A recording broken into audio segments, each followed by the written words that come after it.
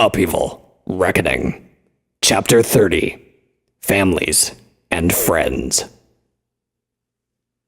When Rarity first didn't appear for work a couple days ago, Hammerchain had assumed that she decided she'd rather be out shopping with her friends instead of practicing her newfound craft. Disappointing, but understandable. It was only much later did news reach him that his apprentice had been hospitalized for fighting in a restaurant. He hadn't pegged her as the sort to get into a barroom brawl, or whatever they called fights in a restaurant. She had too much of an elegant air about her. He had her figured for the sort who'd lay down a challenge ahead of time and turn the whole thing into a formal spectacle. He wasn't too worried, though, especially after his last visit. Hammerchain closed the door behind him. "You look awful, Rarity. I hope the other pony looks worse.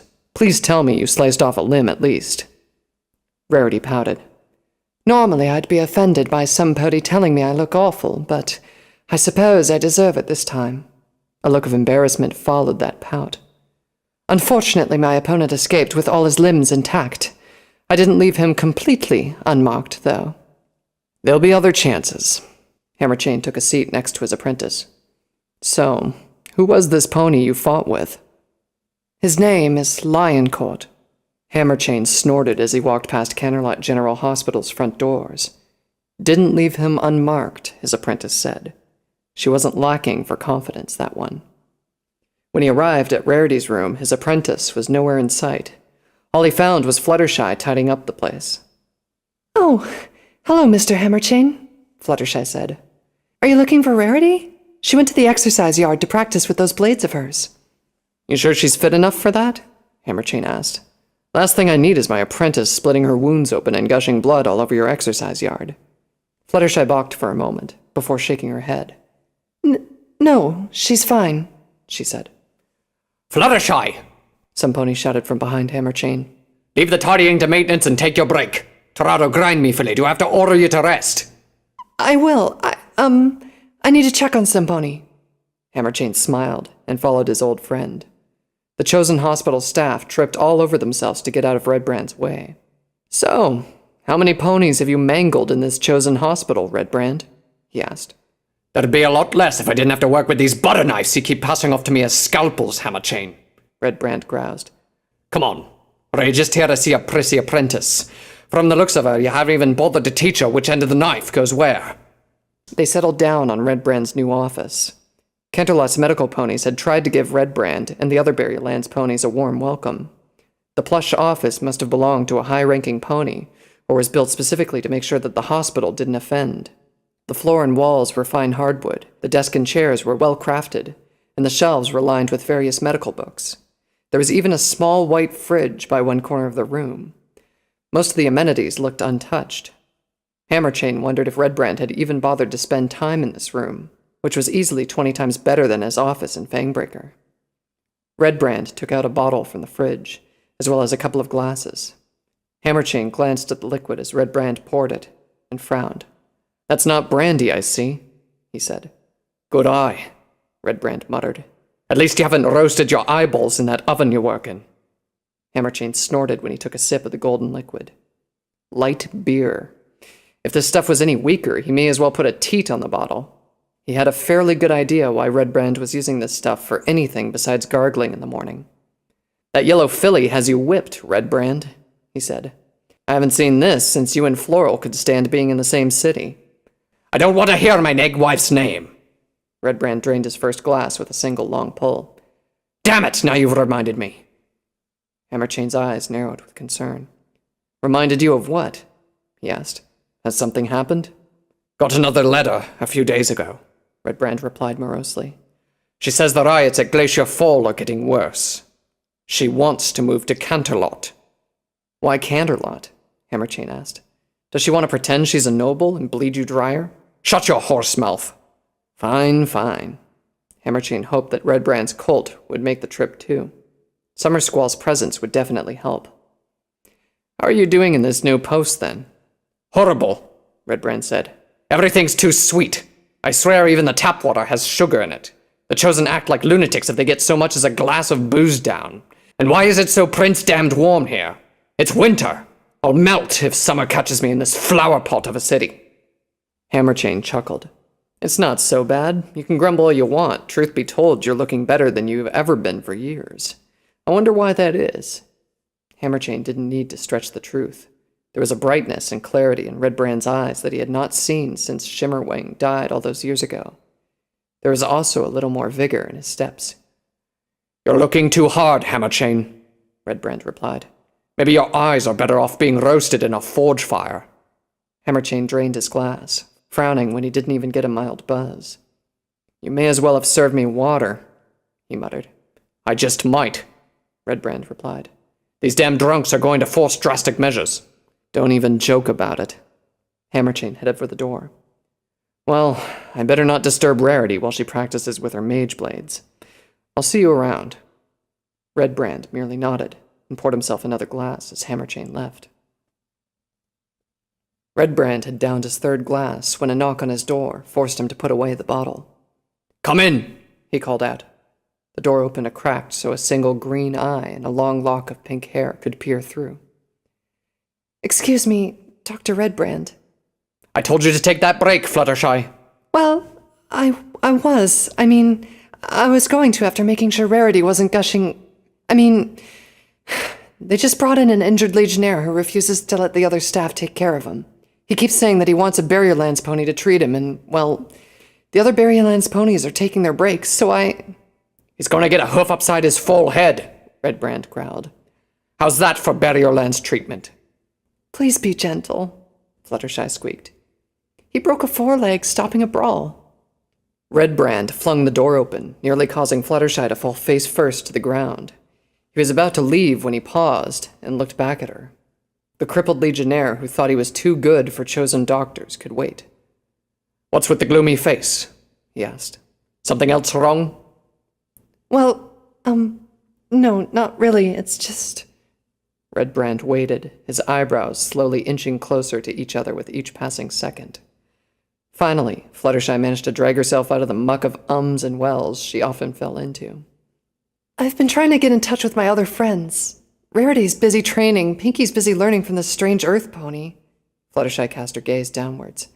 Applejack and Twilight are off somewhere with Vanguard, and they wouldn't tell me when I asked. They're special operations now, Philly, Red Brand said. That means they'll be doing a lot of things they don't need or want you to know. Get used to it. But we're friends. Especially because you're friends.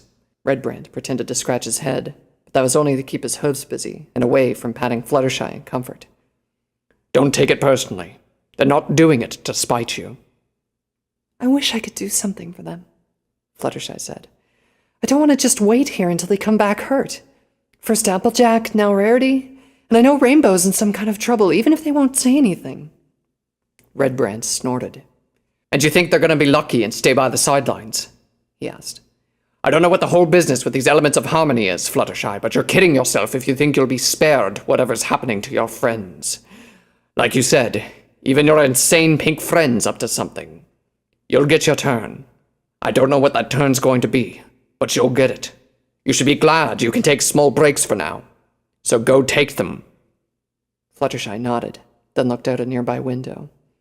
Red Brand followed her gaze for a moment. Somewhere south of here, Vanguard's new squad was up to something. He didn't know what, but he wished them luck. If only so Fluttershy wouldn't be so distraught on their return. Vanguard's squad finally caught sight of their quarry at McIntosh Hills. The search for Rainbow and Scarlet had been a confused tangle of conflicting reports until, of all ponies, Rarity pointed them in the right direction. The pattern wasn't lost on Vanguard.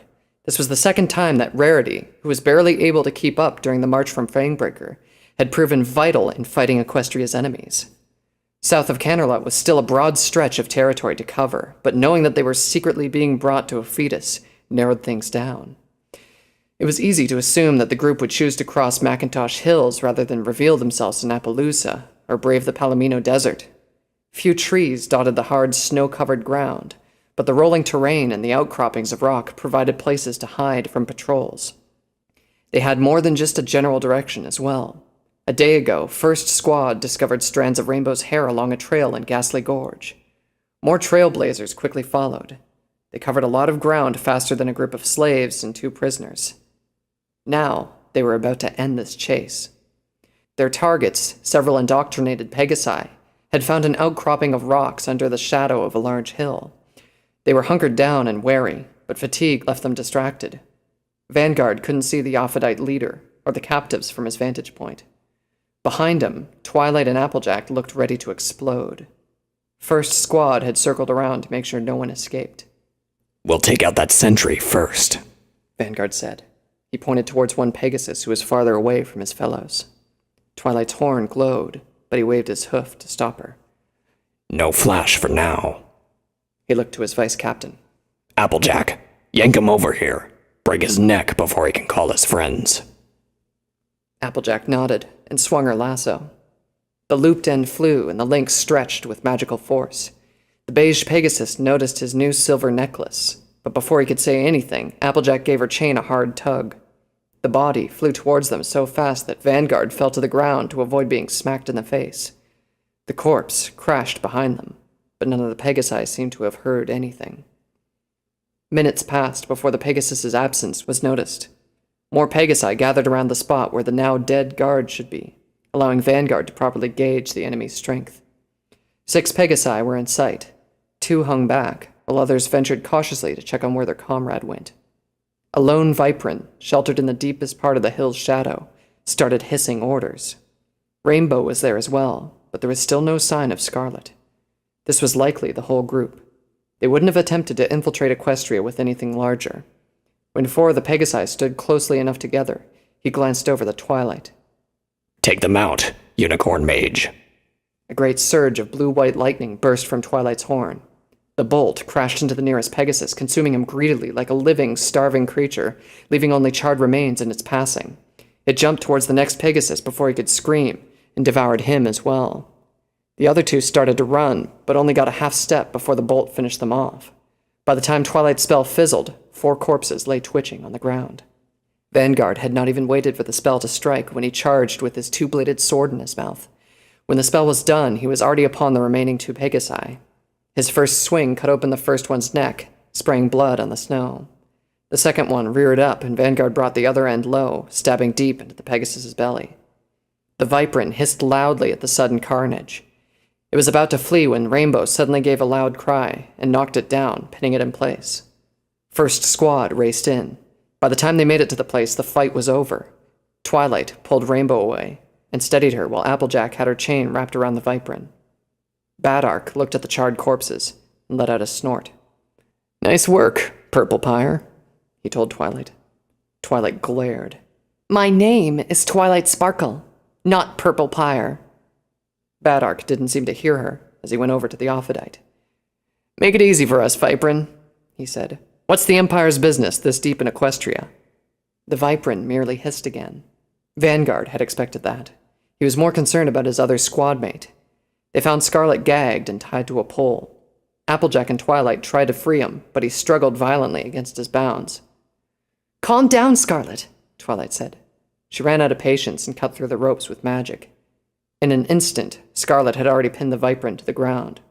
Both Applejack and Twilight could only stare at the empty space where he was a half-second ago. "Where is he?" Scarlet shouted at the Viperin as soon as he could tear away his gag. "Where's Hasith?" Vanguard tried to pull Scarlet away. To his surprise, Scarlet wouldn't budge. Scarlet's eyes bulged from his head, and he breathed in deep, ragged gasps. "Where else, Scarlet Rabbit?" the Viperin said. "He's to the south, waiting for his prize racer back in a fetus." Things quickly made sense to Vanguard. "Scarlet, Hasith is not a priority right now. Settle down," he said. "They said he was dead!" Scarlet shouted. "I'll kill him!" "Stop him!" Vanguard shouted to the others. He jumped after Scarlet, as did Applejack and Twilight. Even Badark made the jump. They almost crashed into each other, and Scarlet was already gone. Vanguard turned around just in time to see a red dot, quickly receding into the horizon. "Damn!" "I'll get him," Rainbow said. "Rainbow, no!" Applejack said. "Just let him go. Did you see the look on his face? He's gone plumb crazy. I can't just leave him behind now." Rainbow flew off before any pony could stop her. "Badark," Vanguard called. "Don't look at me, Clash," Badark replied. "Didn't you see how fast they just went? There's no catching up to them." Vanguard gestured for Applejack and Twilight to follow, and made his way southwards. He was going to catch up eventually, even if it was only to pick up those two idiots wherever they inevitably crashed. Rainbow beat her wings as hard as she could. She didn't even want to think about being tired. She had to catch Scarlet. If she didn't, he'd probably fly all the way to where the rest of the snake monsters were, and end up dead. She was about to shout his name, but changed her mind. She was going to need every scrap of breath she could get into her lungs. No sense in wasting some in a futile attempt to get his attention. Please, Celestia, Luna, Torado, whoever in the Eternal Herd is in charge of flying, let me catch up to him, please. Rainbow flapped harder, the strain slowly burning through her wings. She couldn't even see Scarlet. It was all she could do to keep from giving up. He could be miles away and impossible to catch up to. Just how fast was he flying?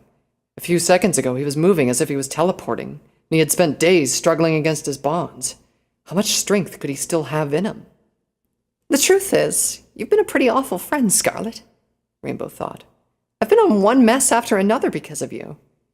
Still, she also understood something else. As badly as she ended up following Scarlet, he had willingly extended a hoof in friendship when she was in a strange and violent land. She had taken it gladly, and did share some good times with him. I'm not leaving you behind, anyway. She was approaching the speed that would trigger a sonic rain boom. Sure enough, there was a powerful explosion of colors, and the world turned into a blur. Still, there was no sign of Scarlet.